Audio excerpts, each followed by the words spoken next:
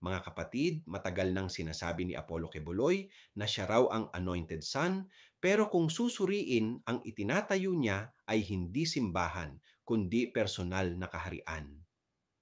Ang Kingdom of Jesus Christ ay hindi komunidad ng pananampalatayang nagtitipon kay Kristo, kundi organisasyong umiikot sa iisang leader.